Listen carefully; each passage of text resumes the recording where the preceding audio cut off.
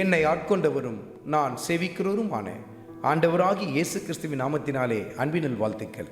கிறிஸ்து இயேசுவுக்குள் மிகவும் பிரியமான அன்பு சகோதர சகோதரிகளே, இந்த நாட்களிலே மிக முக்கியமாய் விவாதிக்கப்படுகிற மிக முக்கியமான ஒரு தலைப்பு என்ன தெரியுமா? எதை உடுத்தலாம், எதை உடுத்தக்கூடாது.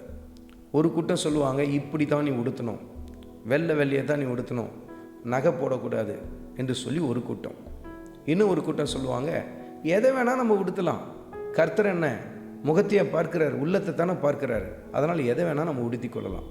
இது மிகப்பெரிய ஒரு விவாத பொருளாய் காணப்பட்டு கொண்டிருக்கிறது. கர்த்தருடைய வார்த்தையில் கர்த்தருடைய ஆவியானவர் நாம் எப்படி உடுத்த வேண்டும் என்று சொல்லி நமக்கு சுட்டி காட்டுகிறார் தெரியுமா?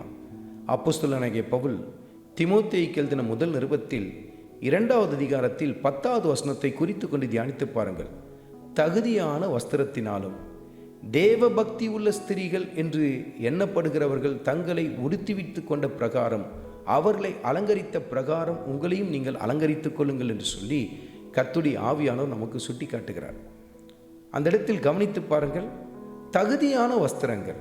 அதே போல தேவ பக்தி உள்ளவர்கள் என்று சொல்லிக் கொள்ளுகிற ஸ்திரீகள் எப்படி தங்களை அலங்கரித்தார்களோ அதே போல உங்களை அலங்கரித்துக் கொள்ளுங்கள் என்று சொல்லி எழுதப்பட்டிருக்கிறது நீங்கள் பார்க்க முடியும். இது ஸ்திரீகளுக்கு மாத்திரமல்ல, புருஷர்களுக்கும் சேர்த்துத்தான்.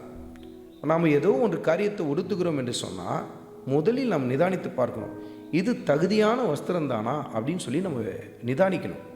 தேவ பக்தி உள்ளவன் என்று சொல்லி நான் என்னை சொல்லுகிறேனே, நான் இப்படி அரையும் குறையுமாய் உடுத்தி கொண்டு போனால் அது சரியாக இருக்குமா, அது கர்த்தருக்கு மகிமை உண்டு பண்ணுமா என்று நாம் நிதானித்து பார்க்க வேண்டும்.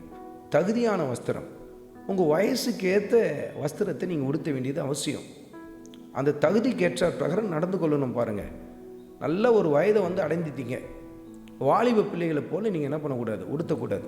அது தகுதியற்ற ஒரு காரியம். அதுக்காக வாலிப வயதில் இருக்கிறவங்க எது வேணால் உடுத்தி கொள்ளலாமா? நீங்கள் தேவ பக்தி உள்ளவர்களாக இருக்கிறீர்களே, அப்படி இருக்க தேவனை அறியாத ஜனங்கள் தங்கள் புற அழகை காட்டும்படிக்கு, உலகத்தின் இச்சைகளை தூண்டும்படிக்கு உடுத்துகிற காரியத்தை நீங்கள் உடுத்துவது உங்களுக்கு சரியாக இருக்குமா என்பதை நிதானித்து பாருங்கள். நீங்கள் எந்த ஆடையை உடுத்தும் போதும் இந்த 2 காரியங்களை உங்கள் மனதில் ஆழமாய் பதிய வைக்க ஆரம்பியுங்கள். நான் உடுத்துகிற காரியம் தகுதியானதா, தேவ பக்திக்கு ஏற்ற ஒரு காரியமா என்பதை நிதானித்து பார்க்க ஆரம்பியுங்கள்.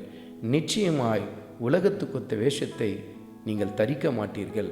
கர்த்தருக்கு மகிமையாய்தான் நீங்கள் உடுத்த ஆரம்பிப்பீர்கள்.